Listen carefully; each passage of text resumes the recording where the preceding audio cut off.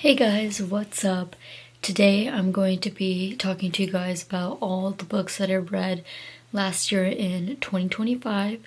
My goal was 40 books and I read 39. I know, really annoying. The last book that I really wanted to push out, I was like 50% through it and I was on the airplane and I was going to Thailand, but I couldn't finish it. It was on my Kindle, which sucks because it also was not hard book to read. It was like a silly little romance, but anyways, that's behind me. I've redone my Goodreads challenge this year and it's 40 books again, so hopefully I will reach it this year. Also, if you recognize something different, I did get a new camera and it's like a proper like vlogging camera, so I hope it sounds and looks good. Let's get into the first book that I read. So the first book that I read this year was The Four Winds by Kristin Hannah. This was my first book by Kristin Hannah, and we'll get into my thoughts, I guess. But yeah, so this is about the Dust Bowl that happened in 1934 in Texas. And Elsa, who's the main character of this book, decides to go west with her daughter because it's just too dangerous to stay where she is right now. So she goes to the west in search for a better life. And this was also during the Great Depression when the economy was terrible. So we just get to see kind of like her journey to the west and then what happens when she gets there and how life is for her. So I know that Kristin Hannah is supposed to be like a very well-loved author when it comes to historical fiction, and I honestly hate that this was the first book that I've read of hers because it just did not give me a good impression. I did listen to this on audio and I'm honestly so glad that I borrowed it from the library and I didn't purchase it, but I do have The Nightingale on my shelf, so I do need to read that. I think that's her best book to date, so I really need to get into that. I didn't like this book very much. It was just so busy. There was too much happening with the characters and there were multiple plot lines going. It was just one thing after another and there wasn't much time to sit with what happened in the previous chapter because it felt like we just kept moving on to the next thing and then the next thing and then the next thing, and it was honestly just like one bad thing after another. You kind of get a little sick of that if the book, there's no hope in the book. And obviously this was a horrible time in history, but it's also a historical fiction book. There could have been something uplifting in there, and I think when you're writing historical fiction in specific, you just need to be so careful about what you put in the book and what people take away from it, and it also has to be educational and accurate. And all I took away from the book is, wow, this was just a horrible, tragic event in history. Like, I didn't learn much. I couldn't connect with it in any way. There was just no emotional impact there, really. It's definitely a weird book to review because it's during a very specific time in history. But at the same time, it's historical fiction, so you could have all these different factors like hopefulness and relatability, and you could integrate all that into a historical fiction book. Maybe if it was nonfiction, I wouldn't be giving all these critiques, but yeah, I can tell that she's a really good author. Like, I can tell she can write really well, but I don't think she gets everything accurately across off the page, you know, to the readers. It's the structure of the story that ultimately just made me not like this story and like this book. And so yeah, I gave it a 2.5 out of 5 stars. The next book that I read was actually recommended by a friend and I bought it, but I already donated it. It's gone, it's off my shelf. It's called Curious Tides by Pascale Lacelle. This is a fantasy book about Emery, who is a student at Aldrin College. So yeah, Aldrin College is basically a magic school. There's one night where all her classmates go missing except her. They go missing at this place near the school called the Dovermere Caves, and after this incident, her powers suddenly strengthen and they become too powerful for her own good.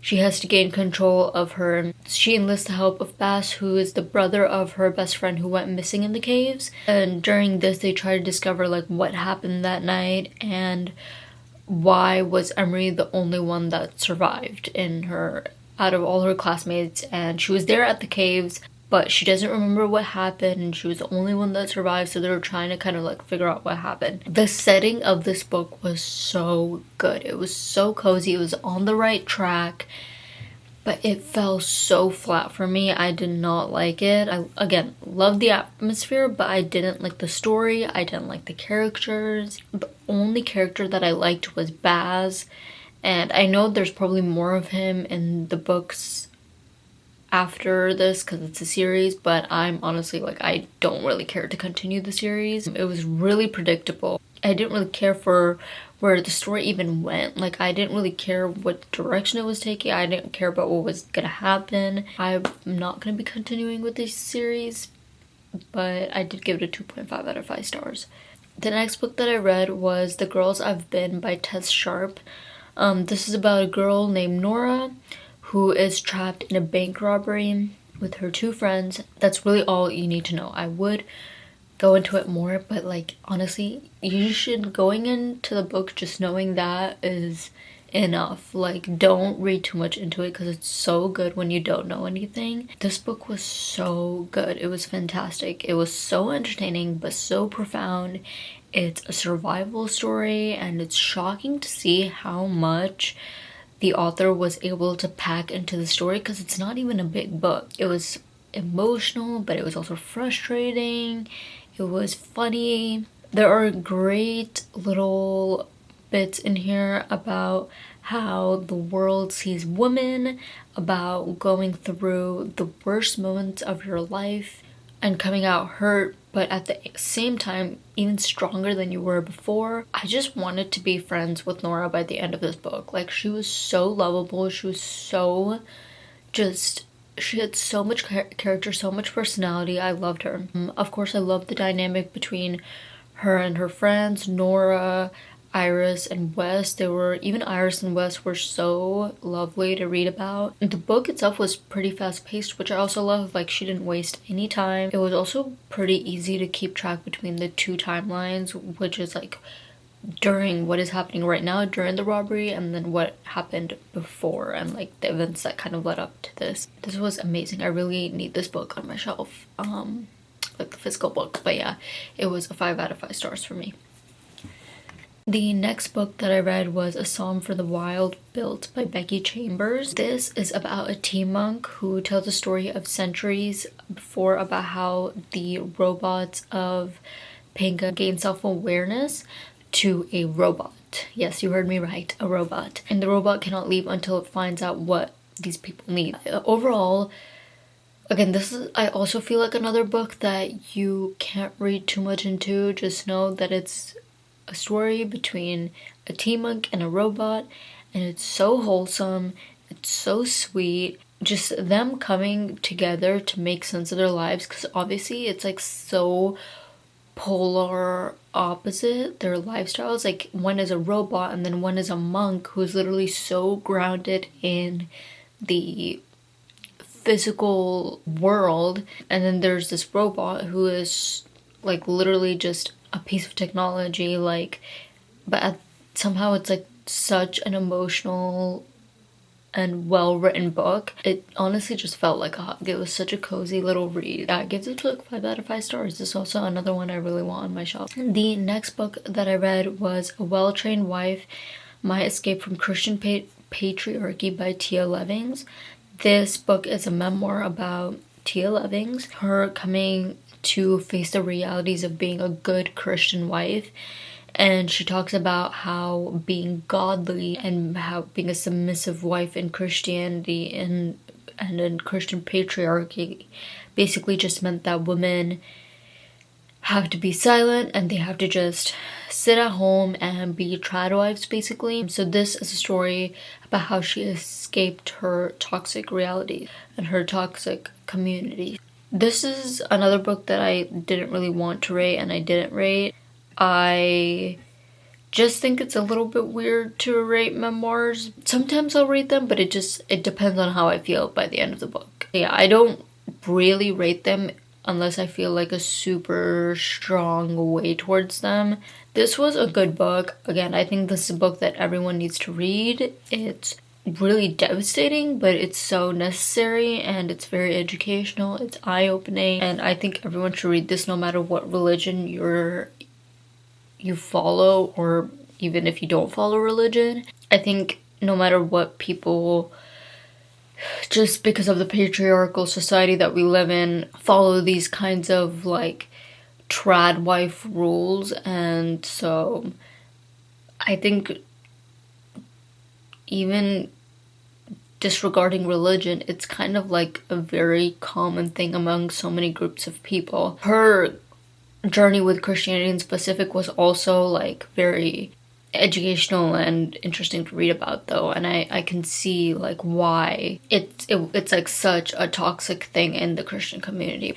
The next book that I read was Before the Coffee Gets Cold by Toshikazu Kawaguchi. This is about a small cafe in Tokyo that lets you go back into the past, and the catch is that you can go back into the past, but you can't change anything about it, and nothing in the past that you confront will change anything in the future either. Basically, the point of this is to just go back to the past and talk to people that either passed away or that you no longer have a relationship with, but you want to address something, or you just want to see them one last time. So the thing with these books is that I usually end up liking the message at the end of the book more than the actual story, because the story ends up being just like way too repetitive for me. I already get annoyed in real life when people just say things more than once to me. I'm like, okay, I gotta like shut up. Reading it is just so frustrating for me, so that's like something that can knock you down like 2 points in a book for me. Like, if the author says the same shit over and over again, I get so annoyed. So this book was a 3.5 out of 5 stars. It was sweet and it was good, but yeah, just too repetitive. Next book that I read was Waiting for the Long Night Moon by Amanda Peters. This is an anthology of stories that describes the indigenous experience from contact with the first European settlers to the forced removal of indigenous children and to the present day conflicts regarding indigenous people. This was another really great educational book about the indigenous experience like throughout the years, and it was like honestly very devastating to read, to be completely honest, but again so important, especially in this day and age with people talking about illegal aliens and, you know, ICE and the true citizens of this country and the people that actually belong here. Like, you know, no one is illegal on stolen land, so that's one thing that I will say, and I think this book is a great representation of that, and it just truly encompasses the honest experience faced by indigenous people, but also it's a brutal book. I'm gonna be so completely honest. There are trigger warnings for addiction, murder, racism, death in general, abuse, pregnancy loss, just so many things. So if you're not ready for that, don't read it, but it is a really, really well written, important book to read. I didn't give that book a rating because it just didn't feel right to me, to be honest, but yeah. The next book that I read is Trial of the Sun by Nisha J. Tuli. It's a fantasy book about Lore, who has endured 12 long years of torment under the Aurora King's rule, and she wants her revenge now. An opportunity finds her where she is thrust into the spotlight as she competes against 9 other tributes for the role of queen at the hands of the rival Sun King. If she wins his heart, she will earn her freedom and finally get her revenge. I honestly don't remember this book much. I listened to it on audio, but I do remember it being fun. It wasn't anything sensational, obviously, because I don't really remember much, but I know a lot of people don't like it because they think it's kind of like a ripoff of Throne of Glass. I've never read Throne of Glass, so I have nothing to say about that. I also think like I would rather read this than Throne of Glass because I would rather read something written by an author of color any day over Sarah J Maas. So, yeah. But yeah, I just remember liking that it was pretty fast paced and it was entertaining enough. That's just what I needed in the moment. So I gave it 4 out of 5 stars.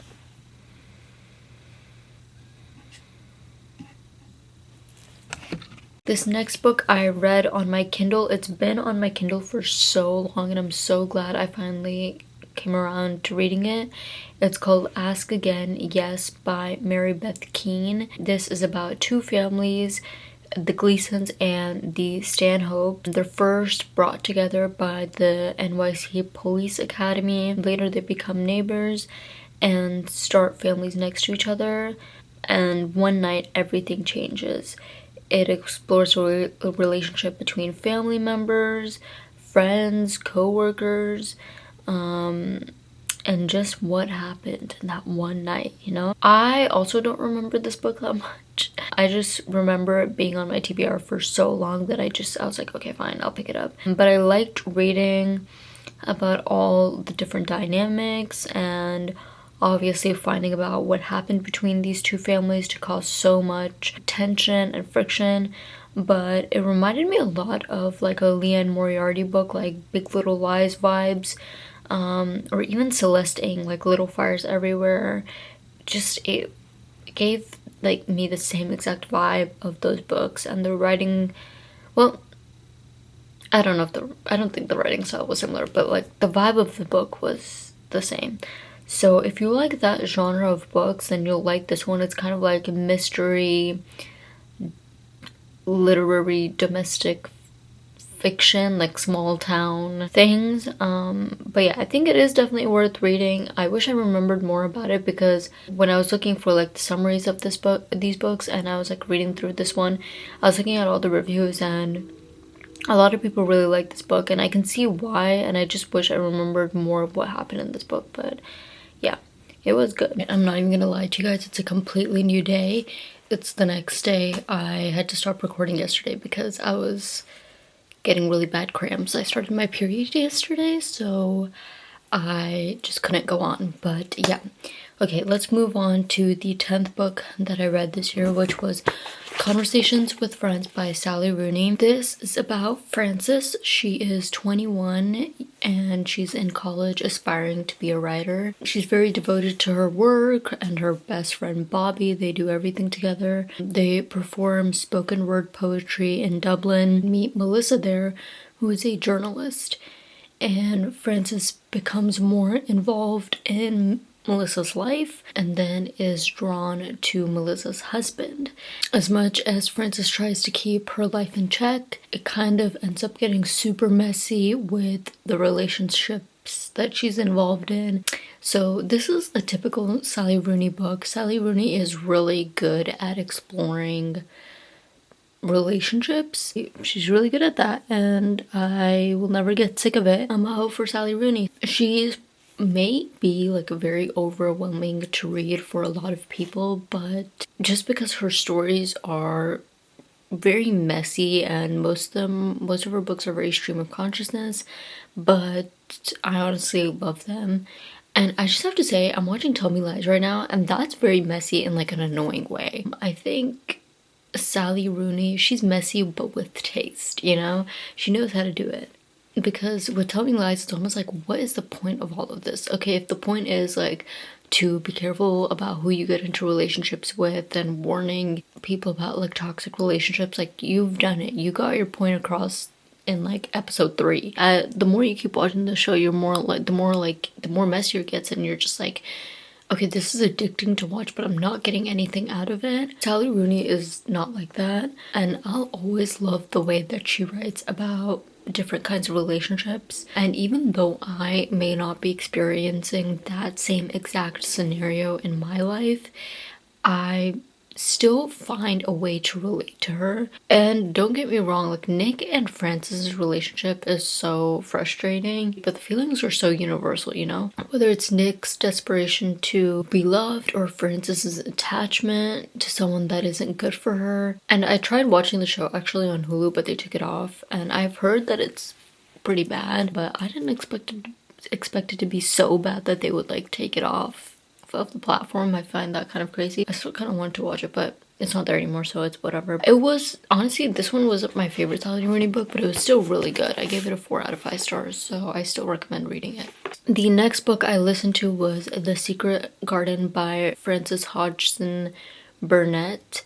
This is about Mary Lennox, who is a spoiled, ill-tempered, unhealthy child who goes on to live with her uncle in a manor in England, and after the death of her parents, and there she meets a housekeeper, her brother, a gardener, a robin, and her cousin, and Master Colin. And with the help of the robin, she finds a door to a secret garden, and the story becomes this journey into the magic of the garden and how it helps Mary grow and come into her own as she grows up in this house. Hold on, let me take a chai break. I love this little cup. I got it in Mussoorie in India, and it reminds you of like a desert or something. I don't know, apparently I never rated this book, I'm not sure why. And I also, honestly, if I'm being completely honest, I don't remember it that much. I think I'm definitely gonna reread it though, because this is such a well-loved book and I definitely want to give it another chance. But I'll probably reread this physically because I'm finding that I don't remember books as much when I listen to them on audio for some reason. But yeah, right now I don't have much to say about this book, but hopefully I will in the future. The next book that I read was Yellow Face by R.F. Kuang.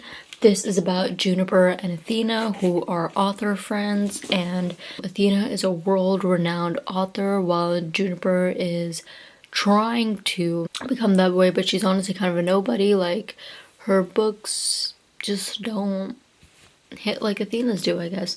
So she's extremely jealous of Athena, like, throughout her career, and one night Juniper witnesses Athena's death, so she steals the manuscript that Athena's working on and completes it and then like publishes it as her own. I'm pretty sure you guys have heard so much about this book. It's so popular and so many people have spoken about it and read about it.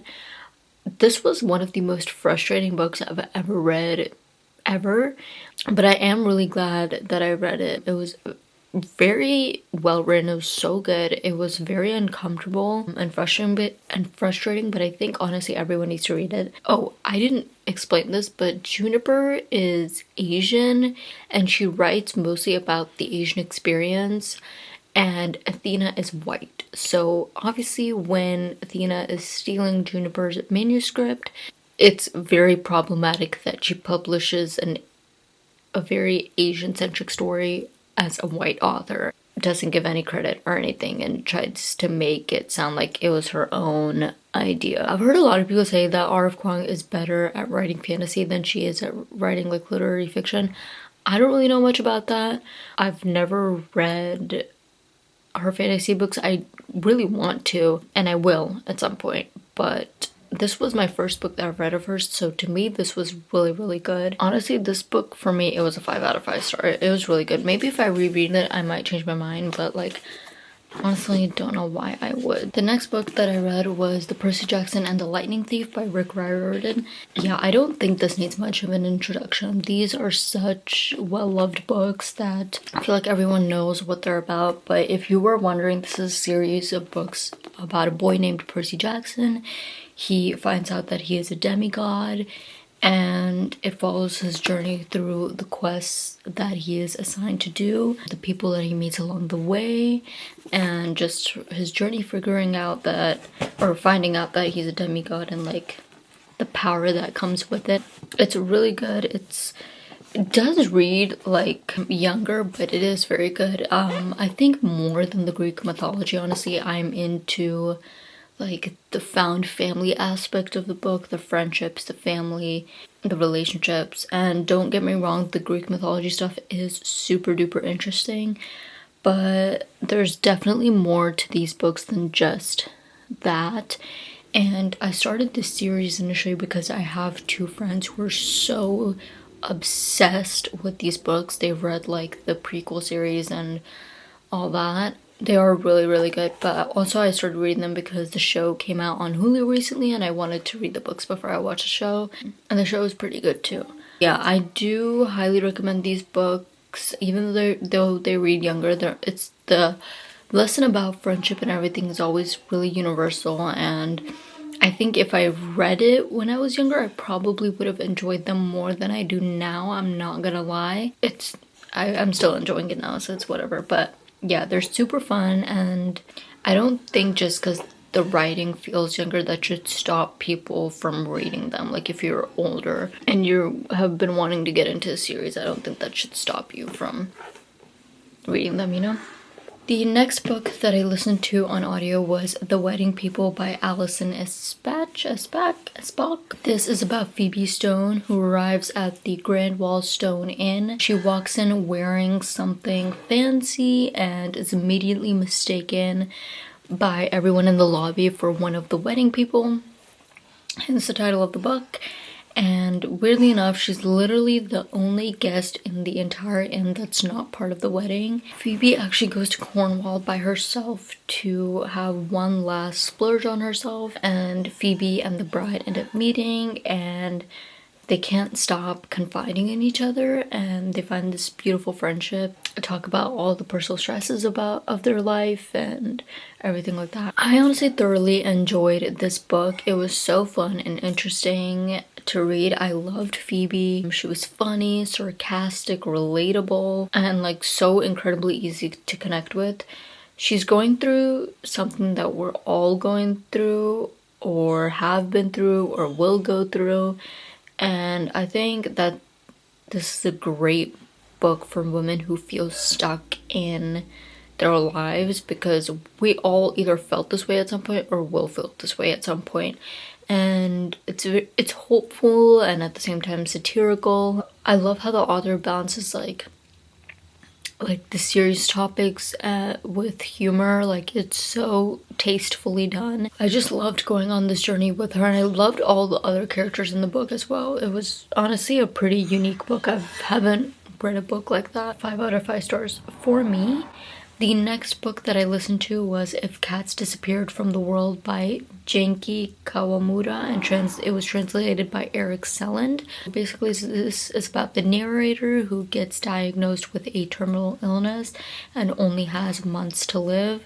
He is estranged from his family and lives alone with his cat Cabbage. One day, the devil appears with an offer in exchange for making one thing in the world disappear, so he can have one extra day to live. Or I don't remember if it's one extra day to live or it's one extra life.